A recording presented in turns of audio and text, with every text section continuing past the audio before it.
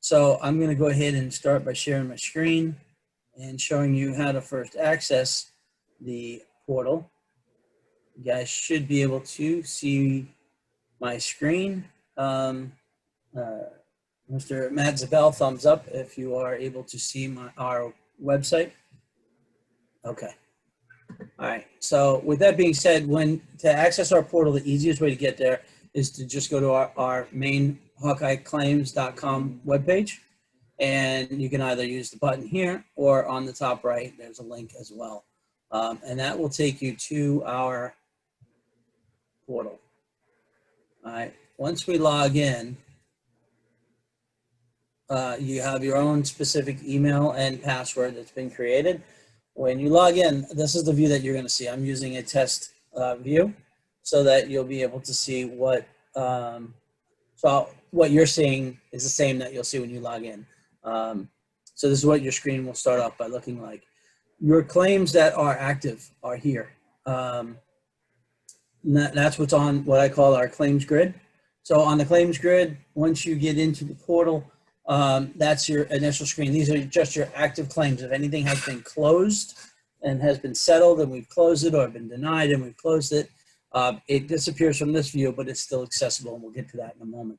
So when you get in for the first time, if you want to change your password, you can go to the settings link up here.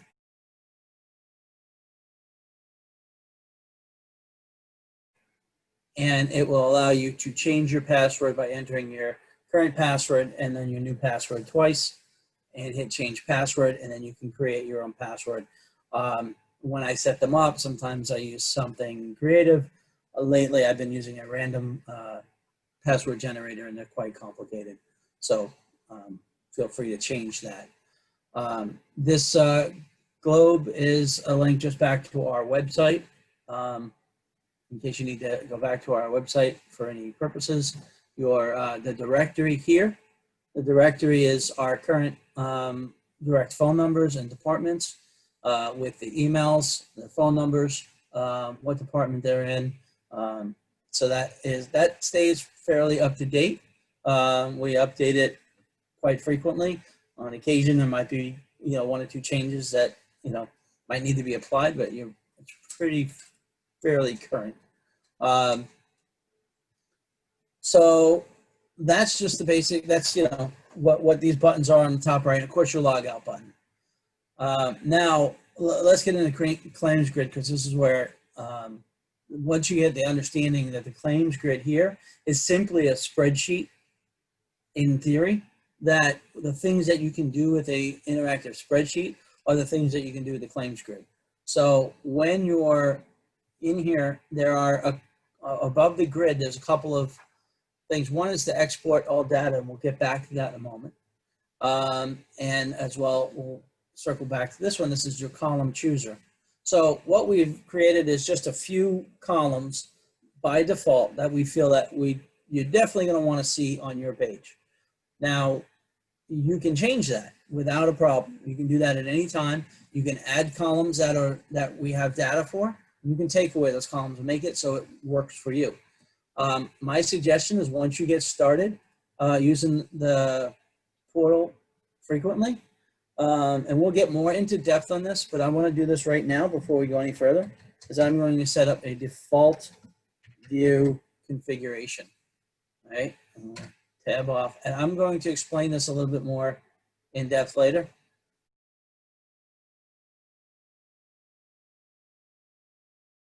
I'm going to show you how to do other configurations, and you'll see why I created this later.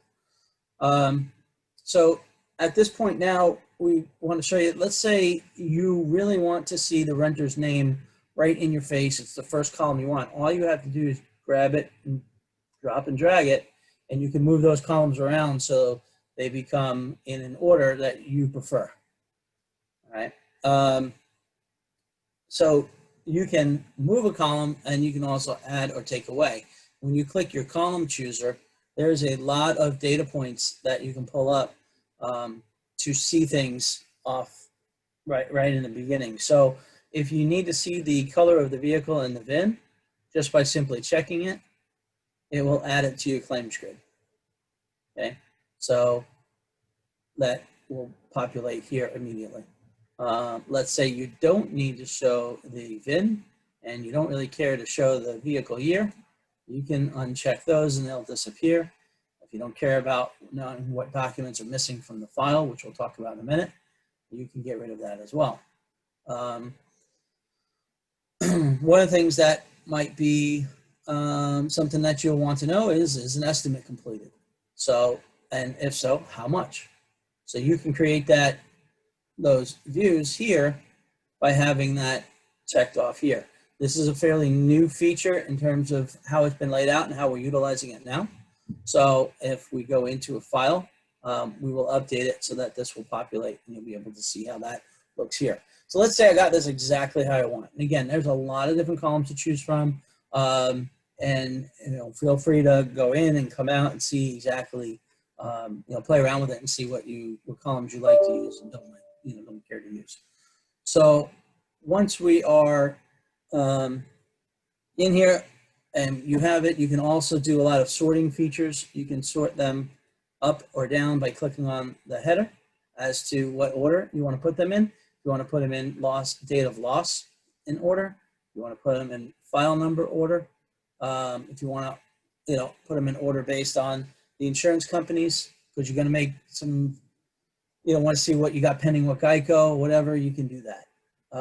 You can also sort out, let's say you're looking for just Lamborghinis, you can just sort out just the Lamborghinis. In order to get rid of that search, you just click on the funnel again and select all. It will show all available. So filtering, you can do that. And again, the more claims that you are populated there, the more you'll be able to sort that stuff the way that you like. Now you can search also, and you can search by in the column to find something. So if I put progressive here, start typing progressive, it won't show anything up. But we also have a search feature that's global to the entire claims list, right? So if I put in, start typing in progressive here, it's going to start showing me the progressive ones, okay? And it would filter out. So if I'm typing Lamborghini, it's only going to show me the ones with Lamborghini or what I've typed so far. So that's how you can search by column or globally. Now here's one of the neat things is you can actually, let's say this is the configuration I want, right? This is my desired. Forget about the default and the way that we have it set up, but if you want, this is the way you like it, this is how you want to see it, you can just simply create a new configuration by going over to the configuration name, renaming it. So we're going to put my config. Usually like to add an underscore there, and then create.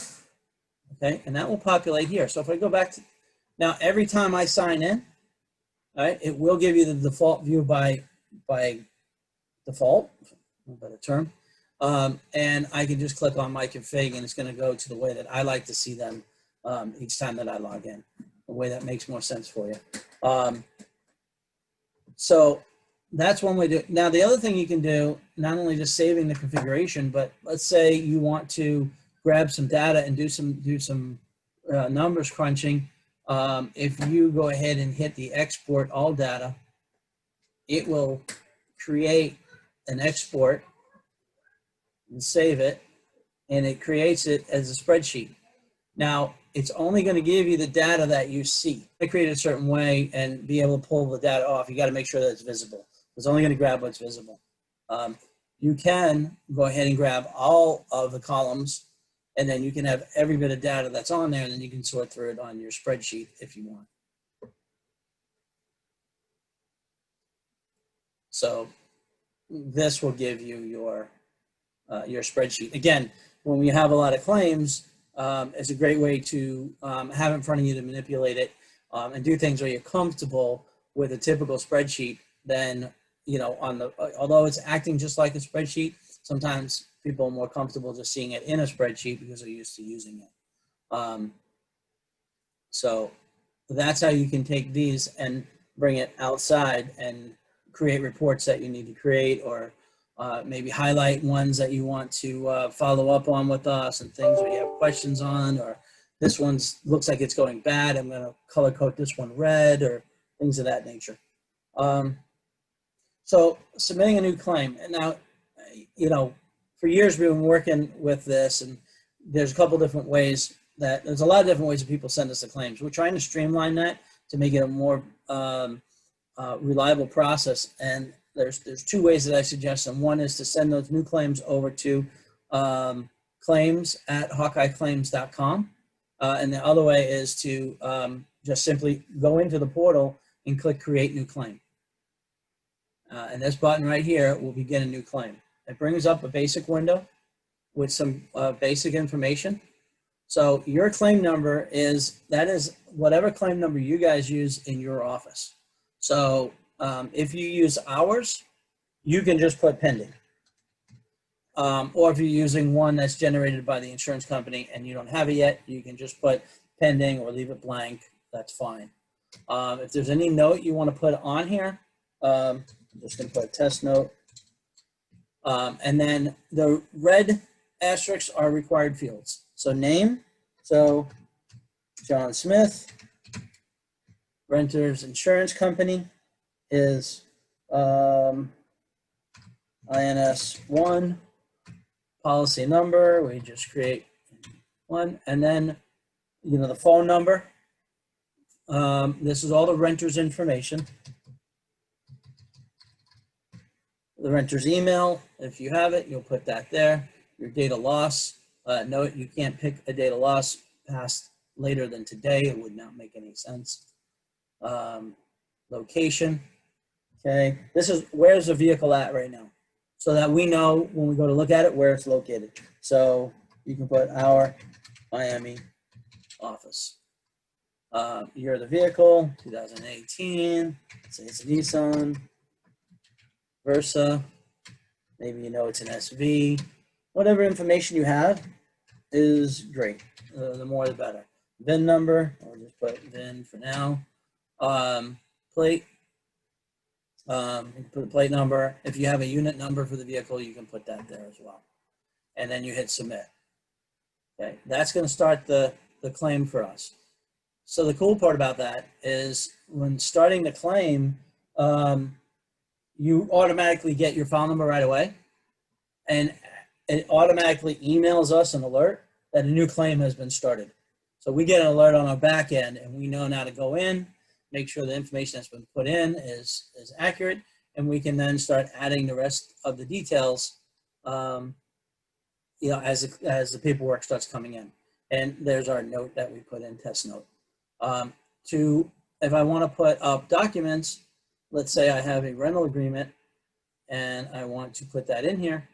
Maybe if I wanted to just put a note, again, for whatever reason, I can put a note for a specific thing about that document. And I can just go and get a document. I'll just grab one from anyone, doesn't matter. I'm just grabbing one out of my file. I don't have one in there, of course.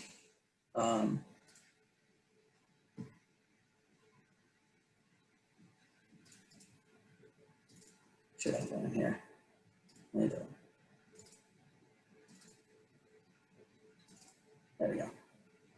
Okay, and then you hit upload. So on your end, now you have already given us, okay, you've already given us now the rental agreement, and you can attach other things like your check-in and check-out videos can be uploaded. We have increased our file size. If we find that there's an issue and we need to increase it more, we can do that. We're just trying to find that right size that it helps continue to keep the bandwidth at the right level.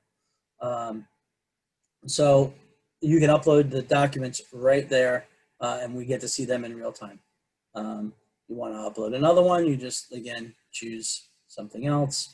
Driver's license, choose, find the driver's license. There'll be one there, upload it, and it goes to the file. These can be viewed by simply clicking on that little icon to the left, and you can see the document that you uploaded by clicking on it here. You see the note goes right here.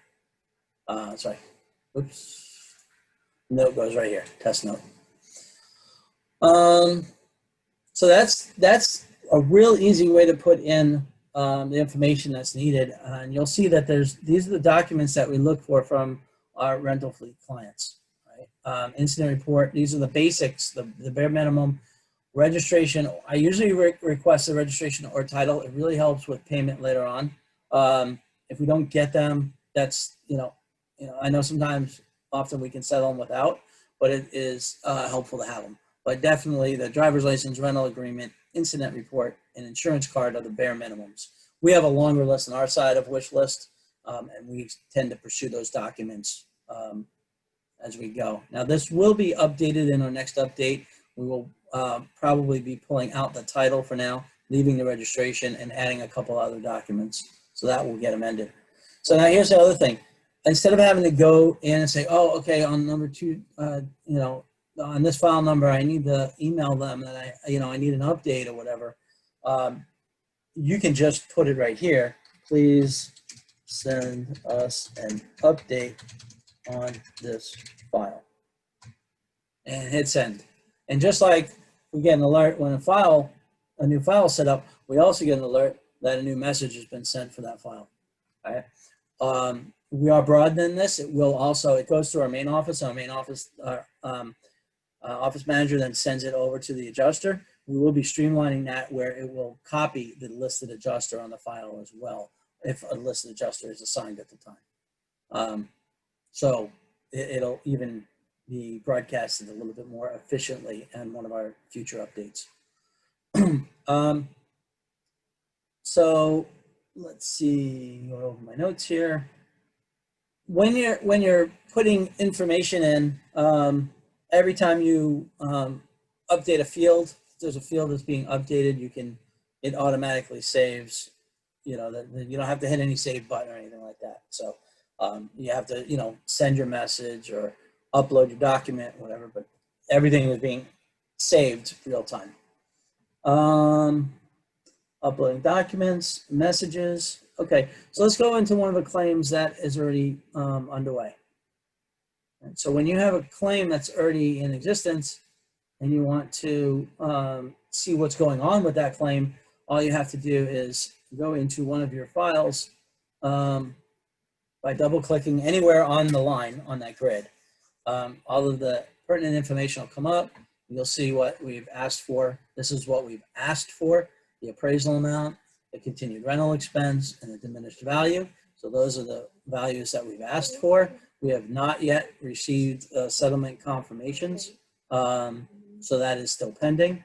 You'll see all of the documents that have been uploaded, and it says who has uploaded each of those documents, and it tells you when they were uploaded. And then here's something else. If you want to take a look at, here's all of the statuses that happened on this one file. Right? So everything that's transpired that we have documented. Right? This, just like your claims grid, can be exported. Notes.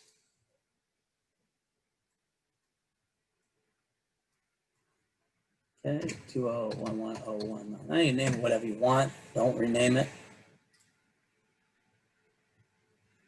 And so everything that's on your status. So if somebody's, someone's getting you the information, if you're the owner of the company, or if you're someone working in a loss department and you have to give it to the owner of the company, you can just actually print this right out and say, here's all the notes they have on it. There's 43 notes, and this is everything that's going on.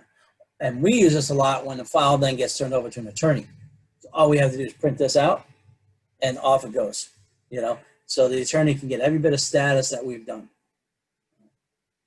So that's, again, a nice feature. And again, this acts just like a spreadsheet. So there are some other columns on our end that we can check and see additional data in terms of, how much time we spent on activities and things like that. So, that gives you a little bit more options. Say you don't care who the user is, you just want to see the activities, you can do that too. So one of the reasons that I've created this in a way that is both exciting and scary. Like, I've created it that you see everything we do. As a client of ours, you know exactly what we do. So I tell all of my examiners that handle the claims, if it's not in the portal, it hasn't been done. It doesn't mean that we haven't done anything if it's not there. A lot of times, we're on the run and we take out a pad and paper, and of course, there you go. Write down some notes, and then later when we get in the file, we'll put them in. Sometimes it sits in the, might sit in the pad for a day or two and go, oh, I got to add that in, and then we go back. It's not ideal. Sometimes we're on the road and it happens. So, but we try and be as tenacious about that as possible so that it keeps us honest. It keeps us on our toes. We don't have the ability to hide this. We don't have the ability to just, put notes just to ourselves on it so our clients don't see it. And it's something that I went back and forth with a lot. And I realized, being transparent is the best way, because if we make a mistake, if our clients know we made a mistake, that's the only way we can collectively correct it so that we can catch it and presenting it to the insurance company. So the best thing I found is this is exactly what it is. We all make mistakes. So I would like for my client to say, hey, you made a mistake on this, so we can go back and fix it, rather than no one catching it. So it keeps us on our toes. And there's some days I wonder, is it the best way? And I keep coming back to, yeah, it is. It's about what we are. We want to be a department for our clients. We don't want to be just another company that does work for them, So let's see, sometimes, no, it's not. So again, if it's not in the portal, as far as I'm concerned, it hasn't happened. So, we want to keep that stuff updated. Now, this system, and I'm going to pretty much conclude with this and we'll go to questions. This system is one that we built from the ground up, and it's constantly evolving. And we will continue to always make it better. So you'll constantly be seeing upgrades and developments. Now, we are going into a new project with our same IT department on a whole new application that's very exciting. That's going to be able to manage claims that your renters will actually be able to, with their phone, document everything from the loss scene. And it'll all get captured.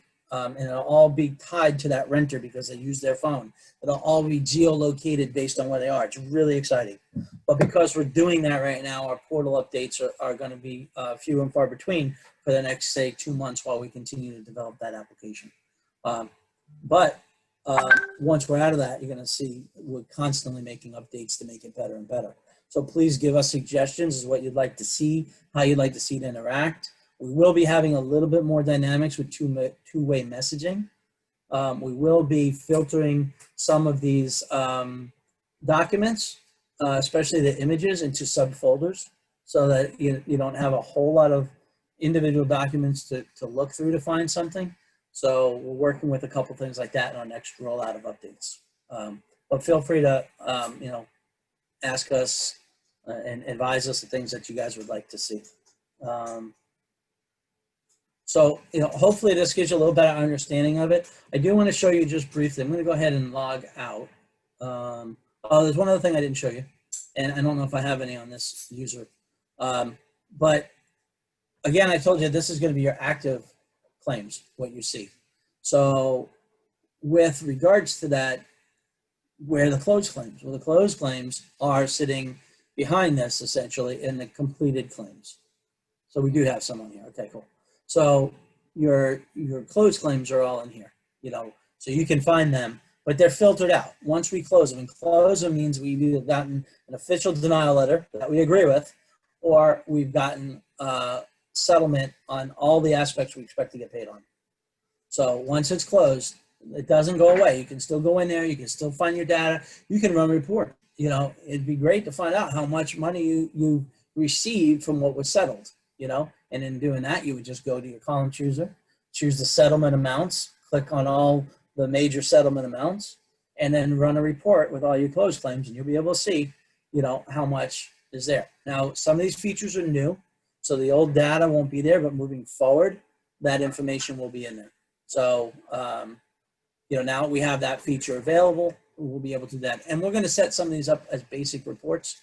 But again, you can create your own configuration, so that you come in and you can run a report again by saving that configuration.